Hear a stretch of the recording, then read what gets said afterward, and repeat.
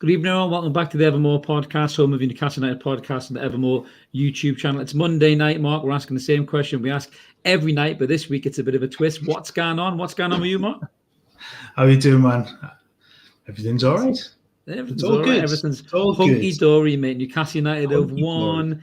Callum Wilson's class. He loves to steal goals. It's all good, mate. It's all good in the hood. But we're going to get turned into Van Basten. Yeah, it's... We'll go that far, mate. Christ almighty. Maybe Iose Perez, possibly, mate. But we'll get stuck into that and all things Newcastle United in a minute. Just a little bit of housekeeping before we do. If you're new to the channel, if you're just tuning in tonight, thank you so much for joining us. Please click that like and subscribe button, help the channel grow. I think we're on about 1850 subs now, Mark, which is great. So we've had a few extra members of the Evermore army over the last few days. So great to have you all on board. Help us get to that 1900 as quick as we possibly can. And, then we're pushing on to 2,000, which is a massive milestone for us. So let's get stuck right in then, Mark. So, you've hit the nail on the head there to start with, mate. Miggy blows the mind. I mean, this is what's going on with a bit of a twist because we are going to cover kind of stuff we would do in the normal Evermore podcast because Wednesday's a very special show, which we'll come on to in a minute. But, yeah, how class was Miggy at the weekend, mate? 4-1, absolute superstar, wasn't he? Do you know what? He was brilliant. I mean, we always talk about his work rate, don't we? And how good he is, off the ball, how much work he puts into the play. But everything sort of came off at the weekend. He was on point with passing. His finishing was good. Everything just turned to gold against Fulham. And yes, I think you possibly argue, they were going to suffer being down to 10 men for so long. But he was absolutely sensational. And that goal was just, the volley was unbelievable. The ball it was Bruno that played the ball. Bruno, yeah. The goal was that good. Everyone forgot the ball. Yeah, and to ding it just right onto the plate. But it's that outside of the left foot finish over the goalkeeper was just unbelievable. So, yeah, hats off to him. He thoroughly deserves all the credit he gets because he was just magnificent. He was, and I agree with Ash in the comments. Good to see you, Ash. Miggy's best performance in Newcastle shirt, I'd say. I totally agree. Certainly his best goal, and I really hope Jack Grealish was watching on. Over to you, Jack. Let's see how well you do, mate. I love the picture that somebody mocked up with Bruno and him with like on voice chat. The FaceTime with Grealish looking live in the top corner. That's where you got to love the internet sometimes for stuff like that. It's just absolutely superb. But no, you're right, mate. He was class. I mean, red card for you, mate? Was it a red card? For me, I think it was. Reckless, I thought. Yeah, it's early on. It's the commentary that I was watching was, I can't remember who the co-commentator was saying, "Oh, it's not that high. It's if this is given as a red card, it's not right." Sorry, but he's off. His feet are off the deck. His studs are showing. He's up the shin. Yeah. It's not into the foot. Had he caught the foot, I'd have been I think that would have been a yellow. But he was above the boot. He was into the shin. It was reckless. It was late. It was high, and it was dangerous. And it could have done Longstaff some damage. So yeah, it was totally a red for me.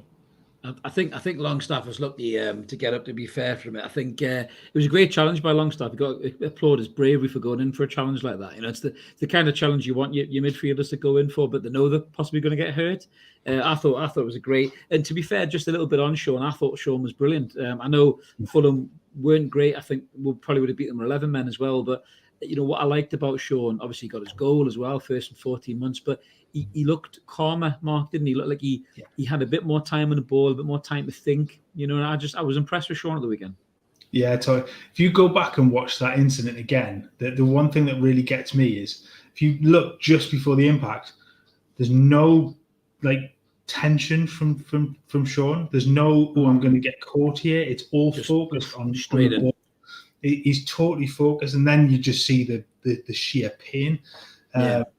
And as Ash has got in the comments there, I don't understand how Longstaff has got up from that. Absolutely. It looked awful. And the fact that he's able to get up, play on, and play as well as he did is, he's just, there are several players that wouldn't have got up from that. No, mate, you're right. It's testament to him as well. Yeah. What I quite liked as well, I think this has been something that we haven't had for quite a long time. And I don't want to go full Manchester United 90s style, but I loved how Shaw and Trippier were straight at the referee saying that's a red card. That's a red card. You need to look at it again. We didn't really have players like that in the years gone by. They always just kind of stood with their hands on the hips, shrugging their shoulders and stuff like that. You know, I mean, Marco Silva needs to go to Specsavers then, Ash, to be fair, mate, because that was a blatant red card, you know. He also thought he'd beat 11 men, so...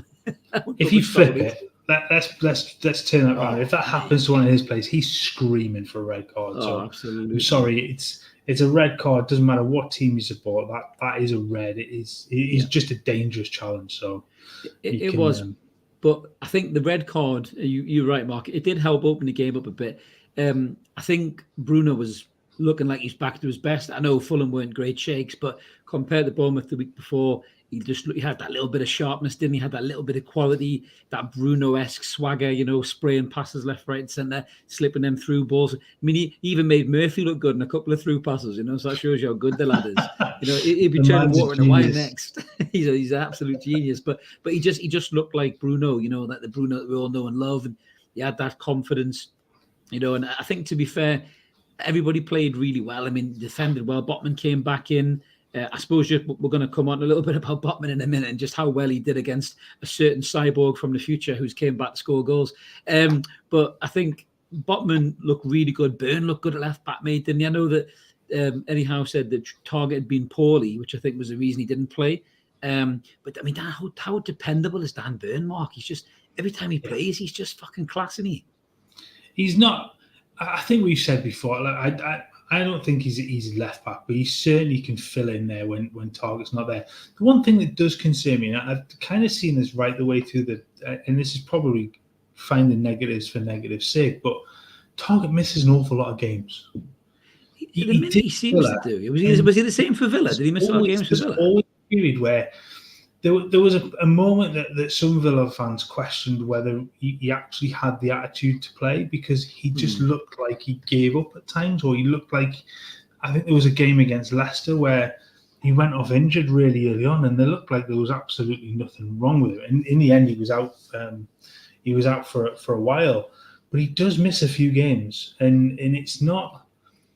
They just seem like odd things that he picks up. It's never sort of the same thing. It's not like he has a run of muscle injuries or anything. It's always something, just a little. I don't know what it is. Just niggly really, things. Yeah, just one of those really unlucky players. But I mean, the fact that in Byrne you've got a really good substitute in there to go and play in that position. It's it's really good. Maybe Ash is right. Maybe he's got IBS. Sometimes you might do a bit of a Lineker on the pitch. Who knows? Well, to be fair, Ash, there is a few Newcastle players who have been shit on the pitch, but in a very different way, mate, to be fair. But we've got BT in the comments as well. Good evening to you too, buddy. Good to see you. Good to see you as well. And Jimmy is saying Murphy must have been to see Oz. He was canny on Saturday. Yeah, eventually the Scarecrow got a brain, Jimmy, for a little bit. Brain, yeah. But I mean, let's not get overexcited here. Come on, even the sun shines out of a dog's ass one day, mate. So let's. I was going to say, isn't the saying normally a broken clock is right twice a day? So you know. Yeah. Well, yours is a bit more classier than mine, mate. I was talking about dogs' asses, but yeah, Jacob Murphy. Yeah, I mean, let's be honest. I mean, 10 men, not great. Yeah, you know, let's see how well he does against Brentford next week if he plays. But no, I mean, overall, I was really impressed. I think Joe Willock as well, I think, had a really good game that kind of went under the radar. He was involved in the goals. I mean, let's be honest, you know, Callum Wilson did steal his goal, which we're going to come on to Callum in a little bit more detail. But I mean, it kind of might have been sneaking in. But I suppose if I'm Callum Wilson, I'm nicking that goal as well, mate. I'm getting my foot on that. You know, come back from injury, you know, get a goal. You know, if you're a centre forward, you're getting in the way and you're getting that goal. Regardless of who's coming in behind you, it's yours. You're not gonna. There's a little bit of mischief making.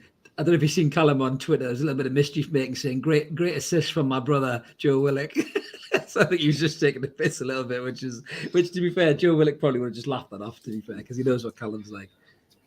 I mean, speaking of Willock, again, I mean, we've sort of touched on how much you want him as an influence further up the field, don't you? And that he got, was it 2 assists at the weekend? He was involved in I think I'm looking 94% passing. I know you had 94% passing accuracy. I remember seeing that. Passing, 4 key passes, 2 big chances created, of which he scored. That's a good shift, mate. That is a good shift. Couple of shots on target, couple of shots blocked. He was involved in. He won 3 out of 5 duels, ground duels as well. So he put a shift in. You look at his heat map; it's all over that. Didn't he set up Miggy's goal as well? Didn't he set up Miggy's goal? The second one, I think he blasted across the box. The second one, I think you might be right with that one. He not did, across the box. Yeah. So he was excellent. And again, I mean, everybody kind of was. I think the only player that, if you look at the scorings on some of the sites, the only player that scored below a 7 was Nick Pope. He didn't really have an awful lot to do. He didn't have a great deal, did he? Apart from the crossword, probably in the morning newspaper. But listen, we just touched upon him there a little bit, mate. And we are such a different side when this guy's in there, mate. You know, Callum Wilson returning to the side. We're going to talk a little bit about this new deal that's been reported in a minute. But I mean, just let me wax lyrically about this handsome bastard for a second. I think Ash has already joined me in the comments there as well. Just the presence of the man. You know, he just oozes number 9. He just oozes leader. He just, every time he's in that side, you're just confident he's going to get a goal. He's going to cause teams problems. Defenders must shit themselves when they see him on the team sheet because he's just relentless. He's quick. He's a pest. He's got great movement, and he's just a hell of a goal scorer and a finisher, Mark. I mean, that goal, yes, you can say maybe nicked it off Willock, but I mean, the guy's been out for ages. He didn't look like he missed a beat at all, did he, mate? Fucking great to see Callum Wilson back, man. I was buzzing. He is that kind of striker, though. He's not going to. He doesn't take an awful lot of time to get back up to speed. We know that. I mean, bless him. He spent that much time out. He can't spend that much time getting back up to speed. He's got to hit the ground running. He might be injured in 2 weeks. Well, this is the problem, isn't it? But look, he's that good a finisher. So if he's playing, he will get a chance. More than likely, he's going to hit the target. He's going to bag.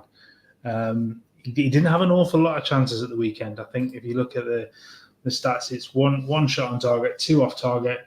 He hit the woodwork, and he missed. The one big chance that he missed, I think, was the one that hit the wood. But look, he scores, and that's exactly what you want from your centre forward in that sort of game. You come back in, you're short of forwards, and he comes in and he does what he does best, and he scores, and he's a handful for the defence. So it's exactly what you want. I couldn't agree more, and I agree with Ash's comments there as well. The fact that Wilson wasn't already a top earner at the club is criminal, which I think just depicts the old regime, really. Ash, in all fairness, I know we've got to offset his wages, what do you say, with a special treatment table, but he's worth it.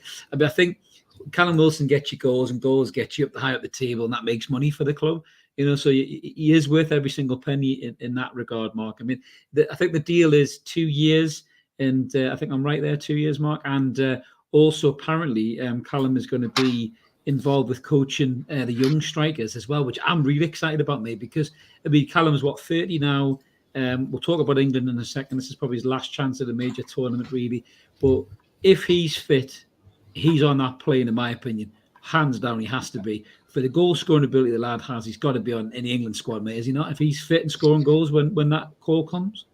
That's the key. If he's fit, and I think there will be, there's a little bit of time now between now and when the break happens. It's not an awful lot of time, but he's in form. He's scoring goals.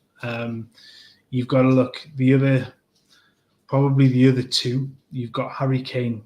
He's always gonna he's gonna be lying. He's an absolute shoo-in. Or a booting if it's Harry Kane, which you normally likes to do. Or a shoulder. The Ivan Toney's the other one. I think the form he's been in as well. It's he's probably gonna be taken too. After that, there isn't really Rashford. Anybody else that's gonna. I mean, Rashford's hit some form again, but is that just a couple of games that he's done well in? How will Man U do? That's a good point. I was just kind of coming to this. Storm of Thunder, but you want to see how he would do. You want to see in that scenario, if he's playing, how good he can be on that stage. I'd love to see him at the World Cup, man. I'd love to see him. But the problem that you then got, you don't want him to go. You want him to stay home and rest and keep himself fit for the rest of the season, because that cup, that month or so, that gap could do him the world of good in the middle of the season to keep him fresh for the rest of the season. Keep him sharp. Maybe we could ask the Saudis to build him some kind of Iron Man style suit for the World Cup so they doesn't get injured. They've got the money. If anyone's going to be able to buy one of those, surely it's the PIF, mate. You know what I mean? But I do agree with Ash as well. That's a worry, and yourself, mate. That yes, you want to see him at the World Cup. We were talking about this the other day, weren't we, about how we're going to cover the World Cup as Evermore, and I think we're going to really focus on the Newcastle players who are at the World Cup, which would be good. So we'll pick a few players out, and we'll obviously see how well they do in the group stages and everything else. But I'd love to see Callum there. Trippier is going to be there. I think Pope will be there. Obviously, Bruno is going to be there. Our new Australian wonder kid, which we'll come on to in a minute. But I'd love to see Callum at the World Cup, just getting his chance, man, just to do it on the world stage with some of the best around. But yeah, it is a catch-22. But I suppose the exciting bit, talking about training the youngsters. Callum Wilson probably, although he's been really good and he scored a lot of Premier League goals, Mark, he probably has a bit of regret with his career that those injuries have held him back from being probably one of the best goal scorers of his generation, really, because he probably should be. It's a little bit like, the Sturridge situation. He kind of had that chance and that went away with injuries, but Wilson's obviously not been as bad as Sturridge. But I think for Callum Wilson to be able to train the next generation of young strikers coming through at Newcastle United, what better guy to learn off for movement and everything else, Mark, than him, Incredible. Yeah, you hope that he's got that teaching ability and say hello to the cat again. He's a menace. This was happening off camera, everybody. So I thought the cat was asleep there. So Mark's woke the beast. Well, if anybody noticed on Wednesday, he suddenly made an appearance, which is why I thought he made an appearance. He's the new Evermore mascot. He's the new Evermore mascot, is what he is, mate. So. He's taken up residence on my shoulder and very rarely leaves it. So better than a chip, Mark. Better than a chip, anyways. That is true. That is true. But you were saying, sorry, mate. Where were we?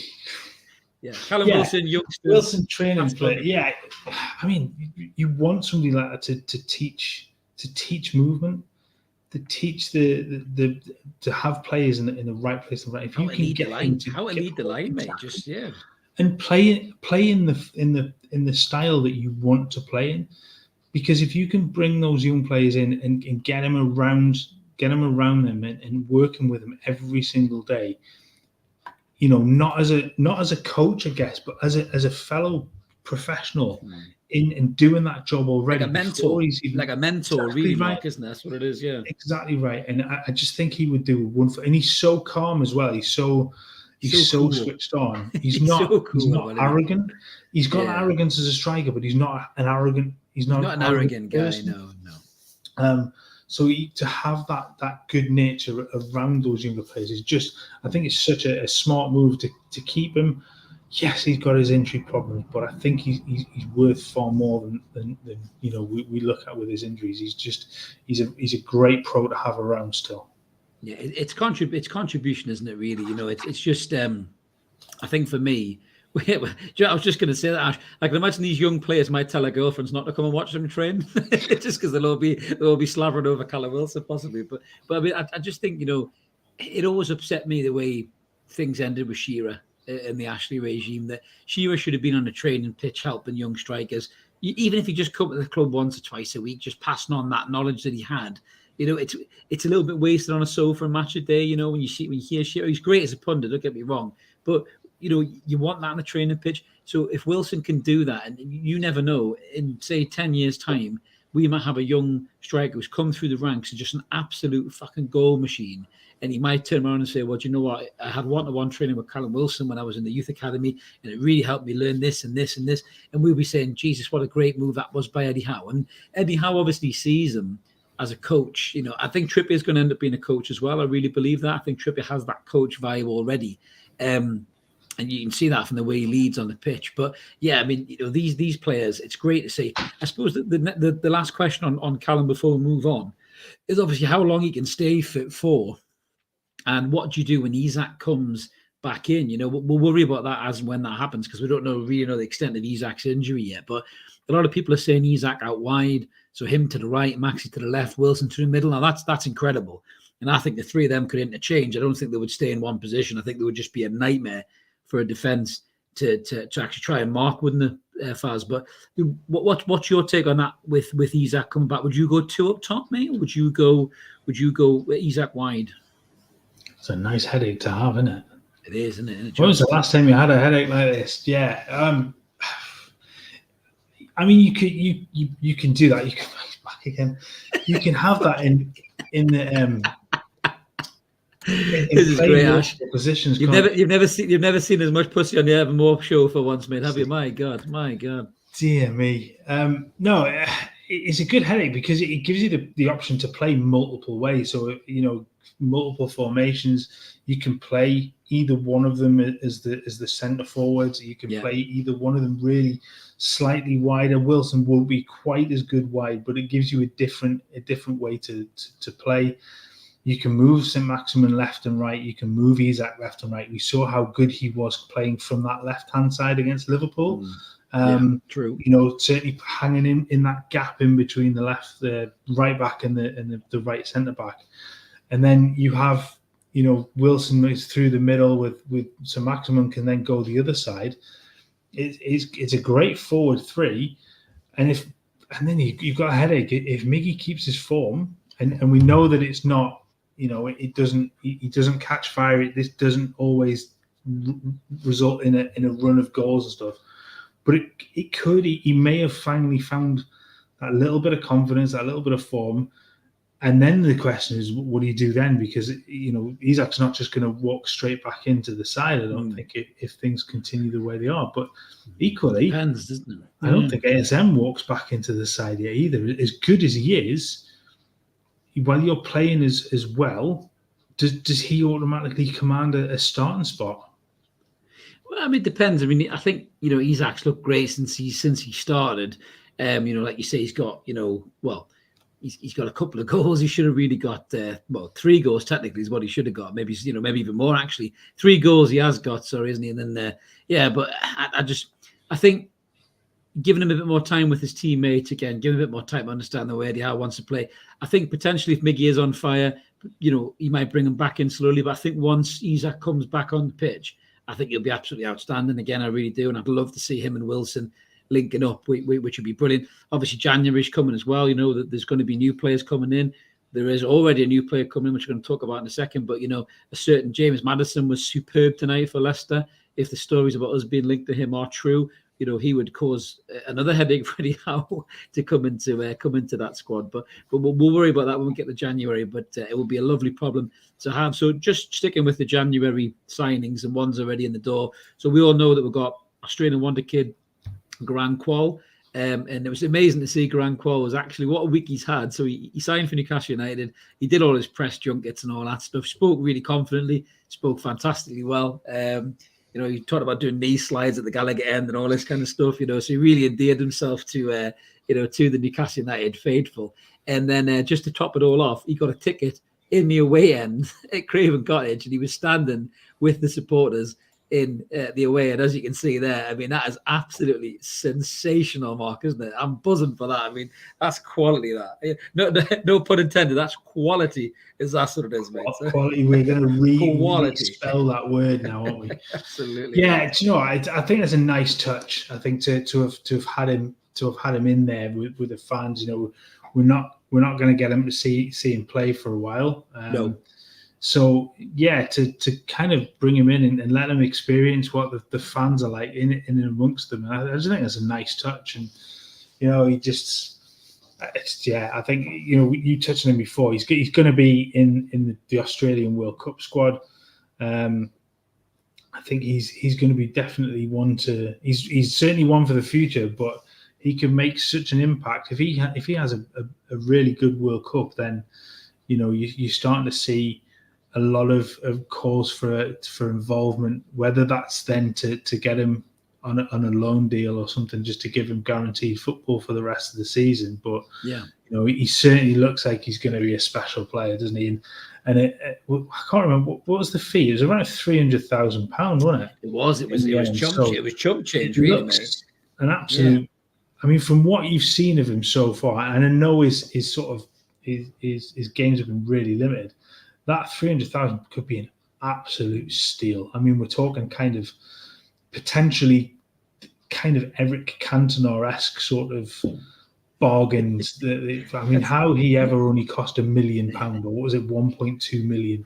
It was just, and I know I'm inflating it. I was just going to say, Cantona and Qual were very different when they entered the crowds, mate, in their football games. So that is very true. Let's just hope that wasn't London funny enough, though. It wasn't London funny enough, but yeah, mate, it's a fantastic sign. It really, really is. It's you couldn't even rent a caravan in Summer Bay for the cost that we're paying for this lad. So absolutely superb. I'm loving the fact that he's coming in. What did BT's in the comments there? $500,000. God, who knows how much that's worth these days, BT, with this crazy economy, mate. We'll be 20 pence. I was going to say about 20 million. It's the pound's not worth what it was. I was going to say certainly not saying that, but yeah, mate, it is really exciting, and I think it's definitely one for the future. But as you say, Mark, if he has a great World Cup, I mean, loads of his coaches have been talking him up. I mean, the fact that Xavi said he was unbelievable, makes you think the kid's got something. And if he goes to the World Cup, like you say, and he has, dare I say it, and we're going to cover this little prick in a minute. If he has a Michael Owen style World Cup, I know. Don't worry. Don't worry. I'm going to praise him for a millisecond and then slag him off for a minute.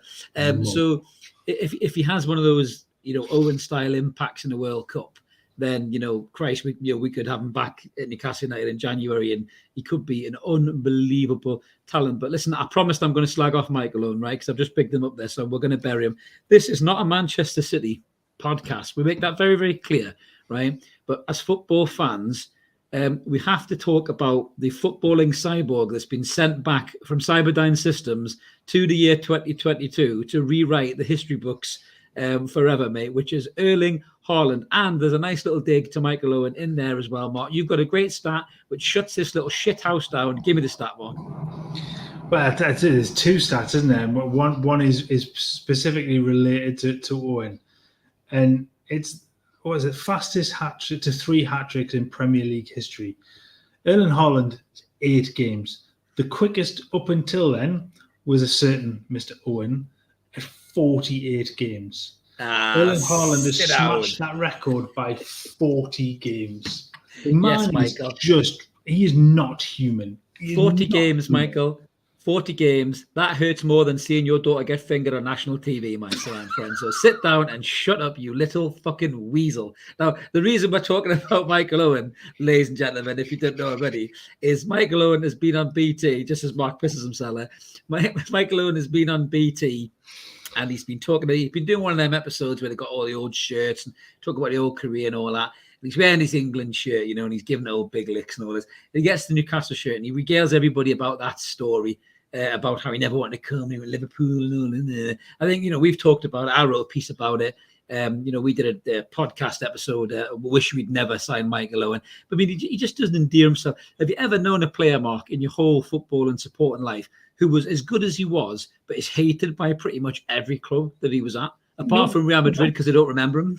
Well, yeah, I mean, Real Madrid, I've got no beef with them, have they? No. But Liverpool fans don't particularly like him anymore because he went off and played for Manchester United. Manchester United fans don't like him because he played for Liverpool and he didn't really do an awful lot when he was at Manchester United. Newcastle fans hate him because, well, he's Michael Owen and he's a dick. Stoke fans don't like him because he was shit when he got there. He was really shit. I mean, is there anyone left? I mean, there'll be a few England fans that remember him fondly, but that's probably just for his goal in '98 and his hat-trick against Germany. Didn't help us an awful lot beyond those two things though. But he did score goals and he was a damn good striker. But he's just a complete and utter tool.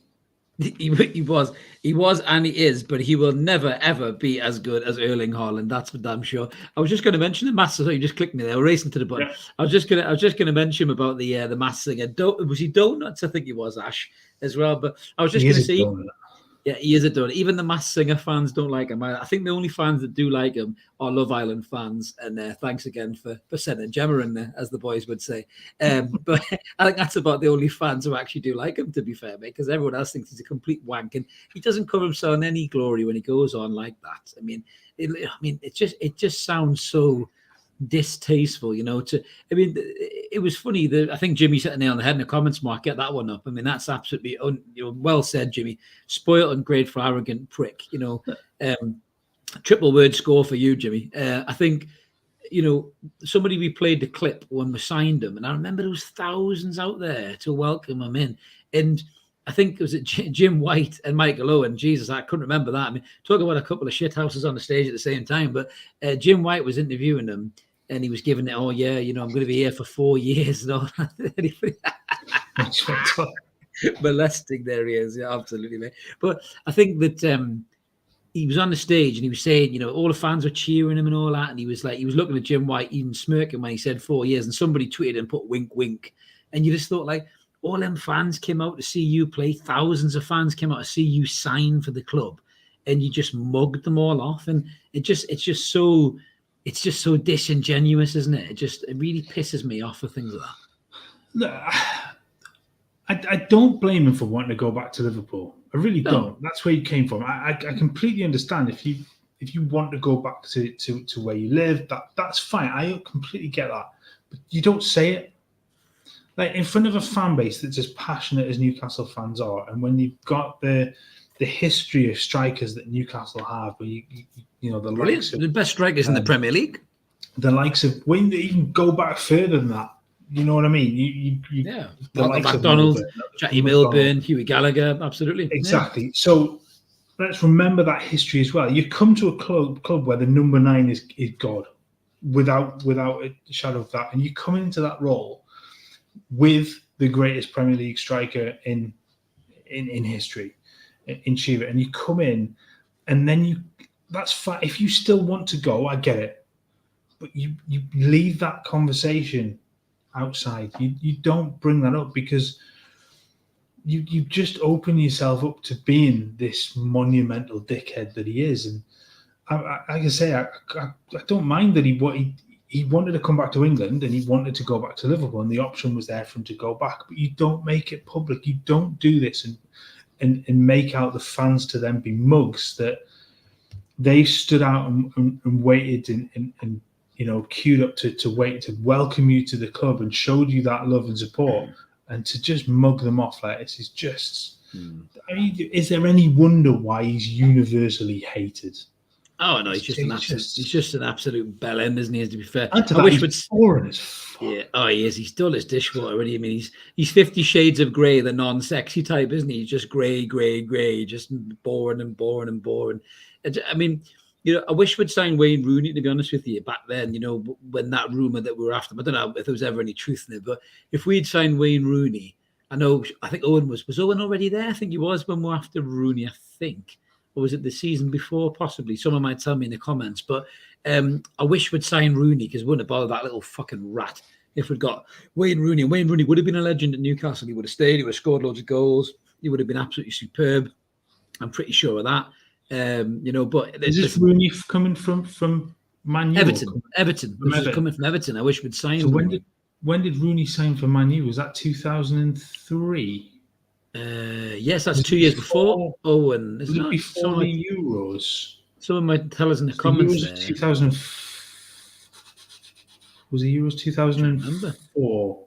No, season before is what Jimmy's saying. Yeah, so it was season before we signed Michael Owen, is that, Jimmy? I think so. If that was the case, Christ, I wish we had signed Rooney instead, because that would have been a hell of a lot of a better signing. But just parking that little shit weasel for a minute. I mean, I think we can all just admire probably how incredible Erling Haaland's been. But do you know what it made me think of, mate? Watching him tear Man United a new arsehole at the weekend effortlessly, and Phil Foden, by the way. But watching Haaland just destroy Manchester United made me think how well Byrne and Botman played against him at St James's Park, and Shaw as well. But just to keep that guy down to one goal and to keep him relatively quiet. I know he hit the post, good save by Pope and that, but they kept him relatively quiet. They just turned off half a second and he got in for that goal. But the fact that he is so good just shows you how well we defended against him, Mark, doesn't it, in that game?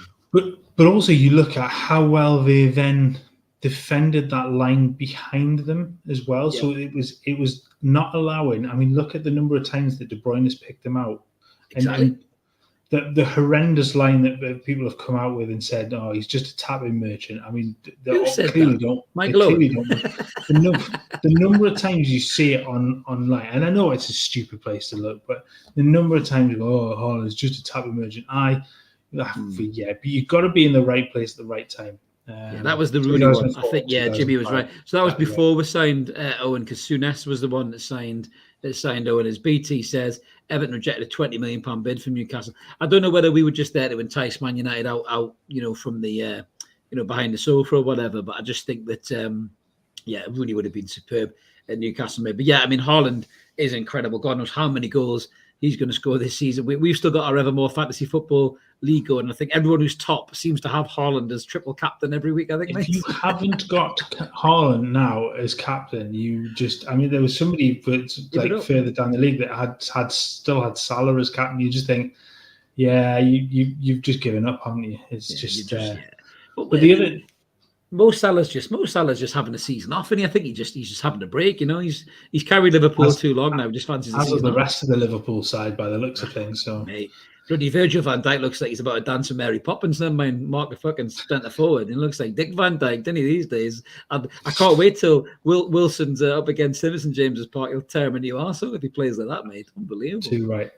Just to touch on before we move on from this, but the other stat that we saw yesterday was the number of goals that Haaland scored by the time he's 22, 170. Messi and Ronaldo, between them, combined, only had 94 combined. He's nearly double what those two, and we'll argue about that they're the greatest players to have graced the game. It's just mad. I mean, He's on target to score 100 goals or something this season. Or ridiculous. If Manchester City play in every single game they can play in, and he plays in every single one, I think the stat was he's on target to hit close to 100 goals. Yeah, I mean that Ash is right there. It's scary that he's maybe just still getting used to the Premier League. And as Jimmy says, this is a slow period. Yeah, he's just having a bit of he's just finding his feet. And as Jimmy says, they probably get 40 goals. I was racking my brain trying to think about this. As I said, we're not a City podcast, but listen, as football fans, we've got to talk about this because the guy's just alien, really. Like I say, he's like a footballing cyborg. But I was trying to get my head around. Last time I saw a striker as dominant as that, and when I say dominant, I don't just mean goals. I just mean everything, like swatting defenders off from left, right, and centre. And the first one that came to my mind coming into the league fresh from outside was probably Drogba when he went to Chelsea, because he just looked like nobody could deal with him. He was swatting them away. He was beating them for pace. He was towering over them for headers, and he didn't have the level of service that this guy's got. I mean, he had good service, but he didn't have this. I mean, this is incredible. Now, when you were a striker as good as Haaland, when you've got players in the likes of Bernardo Silva and De Bruyne and Foden, even Grealish for that matter, and he's looked better the last couple of weeks. So when you've got players like that around you, you are going to score goals regardless. And because he is so good, he will score probably treble what an average striker would score, and I'd say if not more. He's just unbelievable. And you're right. I think Drogba is probably as close to the dominance of a striker just coming into the league.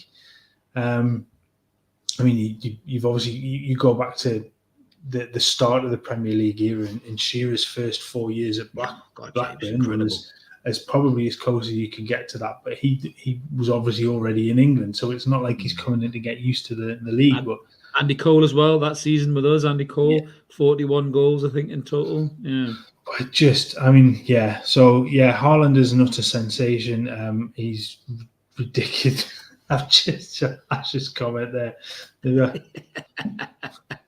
Yeah. I did see a great one actually. Tommy's got a good point there as well. The fact that he's going to be resting during the World Cup. Oh. Somebody put a cracking tweet on, which was Ivan Drago doing the training in Rocky IV, and they said this would be Haaland in the World Cup break, doing like the leg raises, and then they're running around the track and everything. But I mean, he's just incredible. But what I love about him as well is he just doesn't give a fuck. He just shrugs his shoulders and says, "Well, yeah, I know I'm good, but that's what I'm paid to do, and just get on with it." He just doesn't. It's arrogance in the right way, isn't it? It is not like Ronaldo's. It's a different arrogance to Ronaldo's.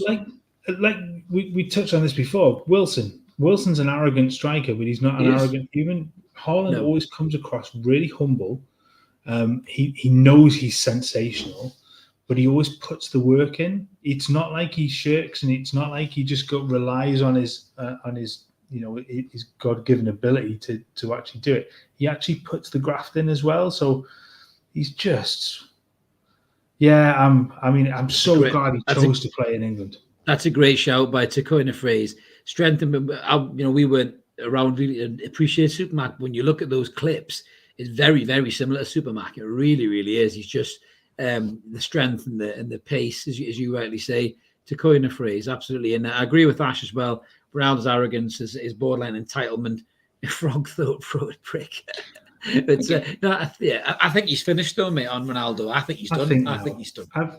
Look, I kind of get Ronaldo's entitlement when you're as good as he is. Yeah, when you've scored as many goals as he has, you're allowed to be like that, I guess. But there comes a point where you have to have that work ethic because you're no longer the player that you once were. Look at some of the others. I mean, look at how great Rooney was. Look at the work ethic he had when he started to drop a level. He still put a shift in every game he played in. Look at DC United goal. Remember when he slide tackled in that cross? And he was playing in a way lower league for his standard.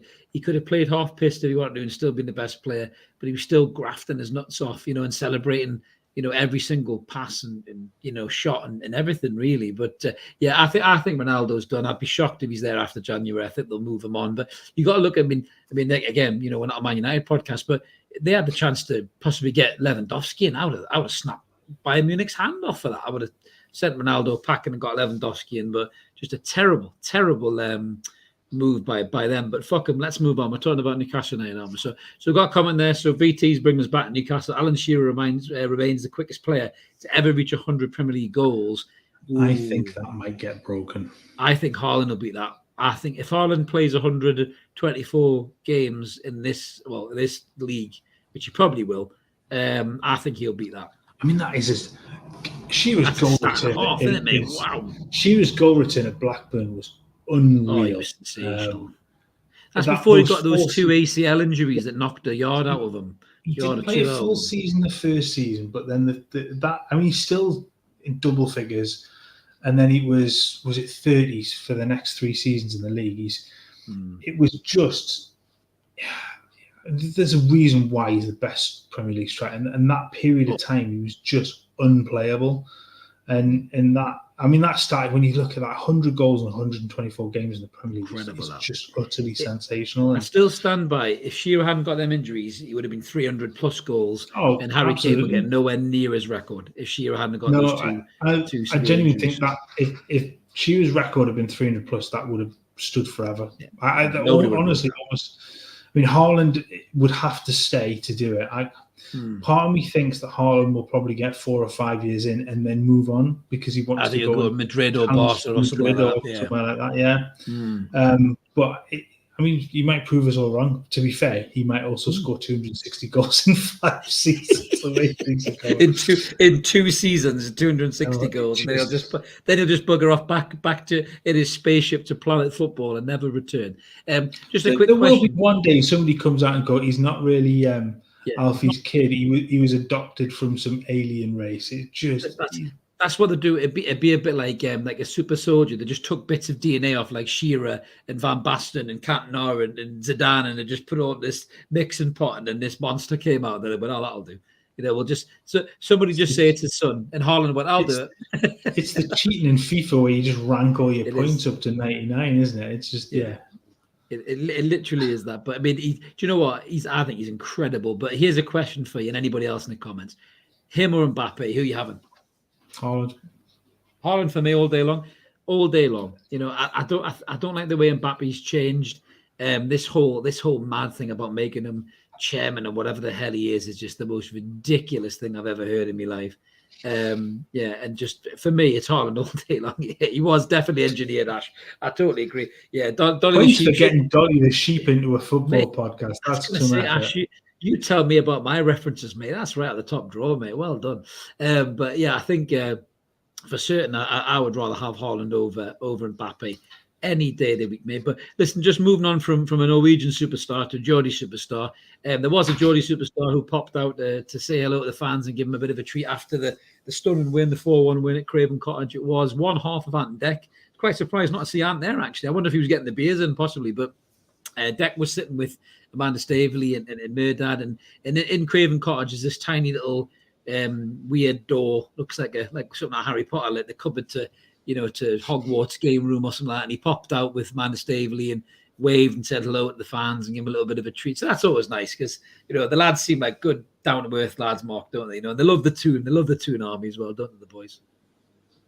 They do. I mean, they're kind of synonymous, aren't they, with it all? Yeah, so it's but it's nice that kind of interaction, and it goes along with kind of the rest of the people at the club that they're willing to take that time to actually speak to people, and need more of that for football clubs. We need more of that from Newcastle. We need more of those little ambassador roles for ex-players we've talked about before that do that sort of thing and keep that link, keep that connection between the fans and the club and the fans and the owners. You see too quickly how that gap can become really, really distant. It's you want, while you've got foreign ownership, you want that local link with the club. You want the history there. You don't want to be completely completely disconnected from who's running the club. So things like that, it may not look like an awful lot, but it's just those little bits and pieces that just kind of mean a lot to the area, to the club, to the fans. So yeah, it's one of those little nice quirks, isn't it?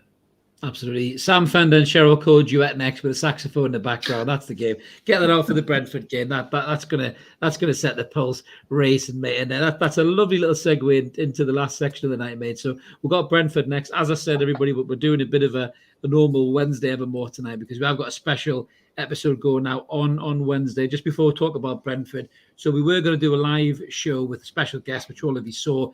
We tweeted out, which was Sky Sports' own Keith Downey, top man, Silver Fox, Sky Sports legend. But unfortunately, he is having to go somewhere for Sky Sports on Wednesday night, so we can't do a live, but we are going to do a pre-record and upload that for you Wednesday at 7 p.m. I think that's going to go out, Mark, isn't it? Hopefully. The aim is to still get a show out at 7 o'clock on Wednesday. So absolutely.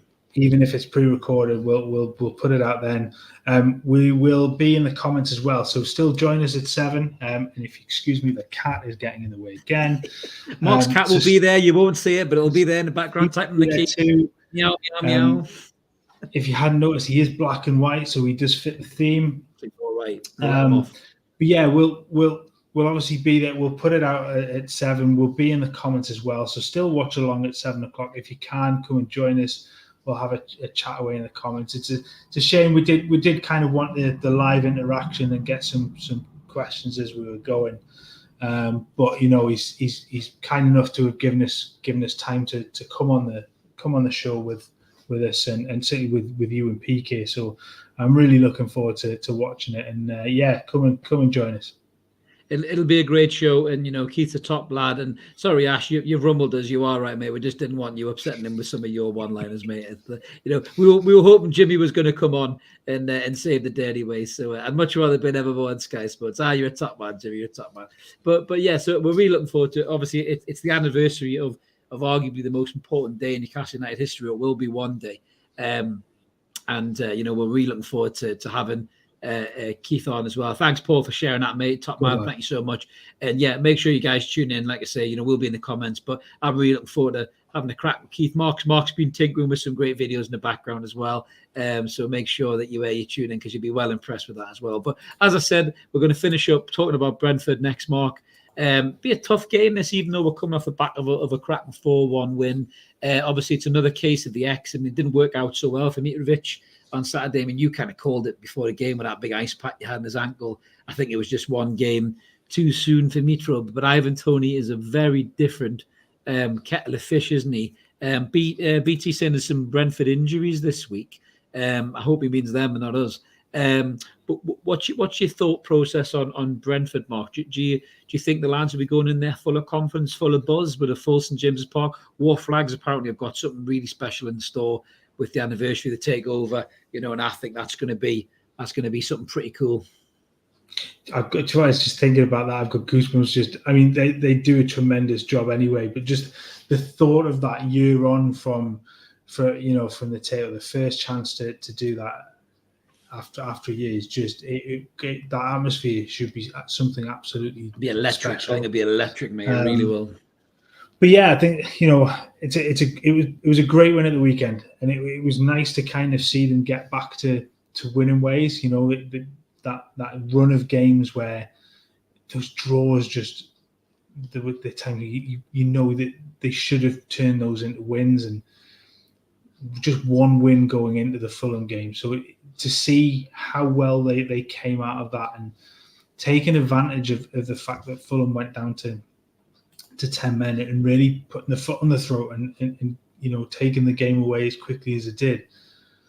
Brentford are a different prospect. They are, I think they've done, and certainly they've done better than you kind of suggested they might do going into this season. They haven't quite. You had to get that in there, didn't you? You had to get that in there when I said that I have second season syndrome. But they are a little up and down. They did lose to Fulham. They drew with Bournemouth. So obviously that was the same in Newcastle. They did that too. But they had a sensational win against Manchester United. They hammered Leeds. So they've got goal scoring pedigree there. They did get thumped by Arsenal and then failed to score against Arsenal. Good this season, though, mate. Arsenal good. They've been brilliant. You've got to give them that. And as you come at that, they look the real deal now. That they had that one poor game against Manchester United, but they look really, really up for this. And they've evolved. They've clicked now. But I think one for maybe an Ivan Toney miss at the weekend. That probably should have been a win as well.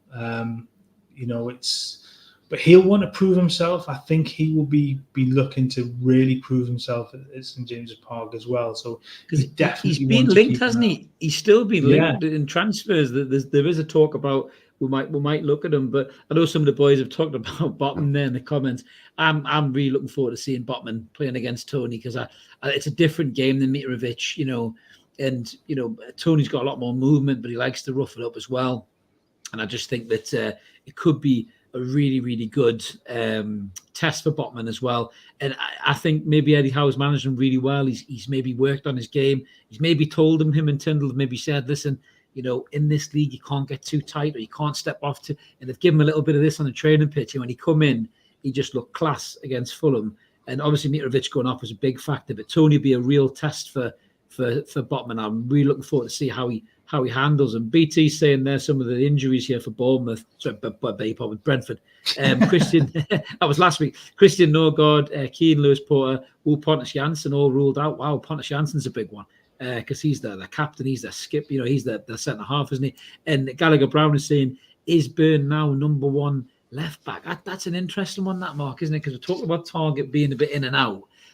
I personally think Eddie Howe just trusts Dan Byrne complicitly. I think if Eddie Howe was drowning, he'd want Dan Byrne to jump in and save him, even though he's missing a finger. That's regardless. He would trust him to save him. Dan Byrne could reach the bottom of whatever thing water really stood in, so he's going to save anybody at that point. He could do. Dan Byrne could save the economy. That's what Dan Byrne could do. That's fucking good. He's that good.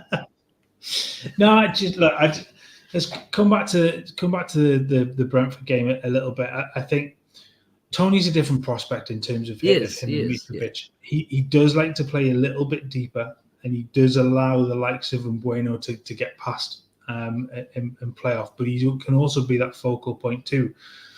It's going to be a different test for the two centre-backs this weekend, and probably Longstaff as well, because he's going to probably pull into that little gap in between the two centre-backs. So that is a good test. Like I said, I think he will be well up for playing. But he's going to come up against two very informed centre-backs, and Botman is as cool as you like. I think Paul mentioned it in the comments a couple of seconds ago. He's so cool on the ball. He is. Yeah. He's also cool off the ball too. He's very calm. He doesn't go into rash challenges. He reads the game really well, and he does know when to just step up and take the ball away and play that ball through the midfield. So it is going to be an interesting challenge. In terms of the left back thing, I'll just jump into that. But I still think Targett's the number one in that position. Yeah, I just think he gives you a lot more fluidity going forward than Dan Burn does. He gives you that little bit extra creativity going forward. I think Burn gives you that presence. If he has to jump back into the back and they almost make the back three, doesn't he? He gives you that. He gives you that option, doesn't he? Either side. But Gallagher Brown made a good point there. But Botman has that kind of cool arrogance about him too, and he is quite. Impressed that we've had a second hilarious finger reference tonight. Which one was your favourite, mate? We should do a poll. Get 2 polls in. Was it Gemma Owen or was it Dan Burns' missing digit? Which one was your favourite finger reference in tonight's show? 2 aren't combined, are they? Maybe that's what happened with Dan Burn. That's how he lost it. Maybe he put it in there and it never came back out, possibly. Sorry, it's getting a bit too blue now. You can tell it's nearly 11 o'clock. But no, I think I mean the guys definitely, the lads will definitely go in there full of confidence. But again, with Wilson, it's always just with Wilson. How long was he fit for? Because with Isak missing, if anything happens to Wilson in that game, we'll all just breathe a massive groan of just pure lividness, disappointment. That Wilson's knackered again, because there's nobody outside him that can play there.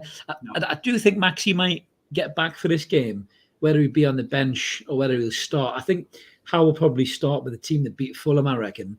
And then Maxi will probably be on the bench. But I mean, how good would that be that Joe Linton, Maxi and Anderson all on the bench, ready to come on and change a game if you're struggling? That's what we didn't have against Bournemouth, and that's why we didn't win that game.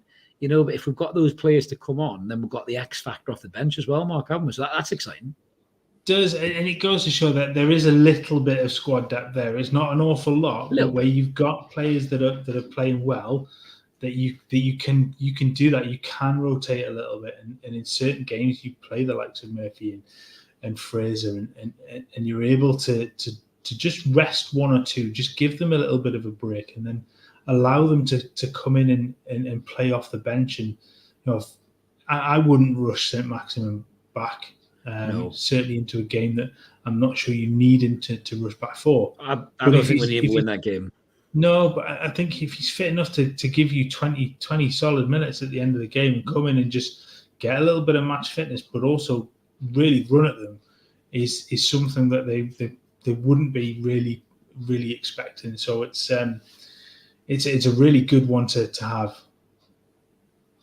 Absolutely, 100%. Ash is saying there, we've missed that impact from the bench. Yeah. And Jimmy said, I'm not sure if the lad who figured Owen has managed to get his watch back. Possibly not, mate. Who knows? Maybe ask Michael. He might tell him. He might have fell out in the toilet at home or something like that. It might just be floating around there at the bottom.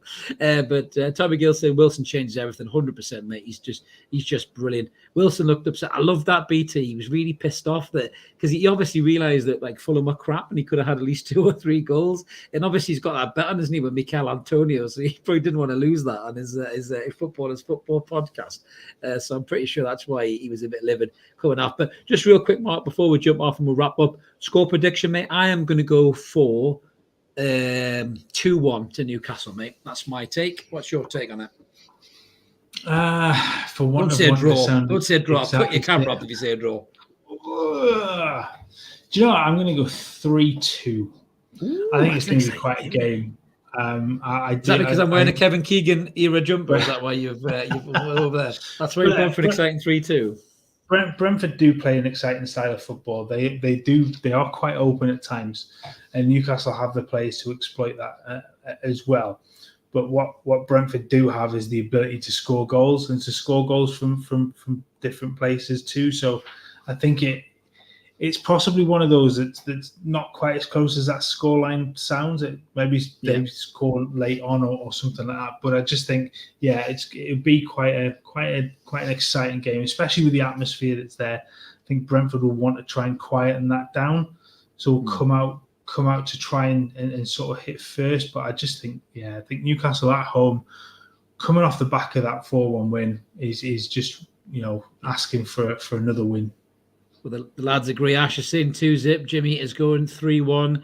And Tommy Gill is going 2-1, same as me, to the tune as well. So that's us all wrapped up for this week, guys. Thank you so much to everybody in the comments, as always. It really helps the episode flow. We love it. We always like getting involved with you guys as well. As Mark mentioned, we are going to have the upload going out tomorrow. So it's not live, but it is an upload going up tomorrow at 7 o'clock. So come and join us in the comments. Wednesday, sorry. Christ, I'm losing track of the days. I'm losing. Forget me. Yes, Wednesday. Wednesday is the day. Thank God Mark is here. I'll be all over the place if not. So Wednesday at 7 p.m. Come and join us in the comments. And then we'll obviously we'll have a bit crappy in there as well. But it should be a really cracking episode. As I mentioned at the start, if you haven't already, please click the like and subscribe button. We'd love you to join us. We're on about 1850 subs now, so we're getting close to the 1900. It'd really help us if you smash that button. All free content. This we never charge anybody for it. We just love talking about the club. We've got a live show like this every Monday night, every Wednesday night, and then we have pop-up little videos in between. We'll probably be back with another match preview, Mark, I'm sure, as well, for the Brentford game, and then I'll be jumping back on for another post-match review, hopefully, after another win and 3 points. So this is me and Mark signing off. Let's keep supporting that team. We'll call United. Get to bed, everyone. Have a good sleep, and we'll catch you later. See you guys. Take care. See you later. And bye from the cat, wherever the cat is. Bye from the cat too. Bye from the cat too. See you guys.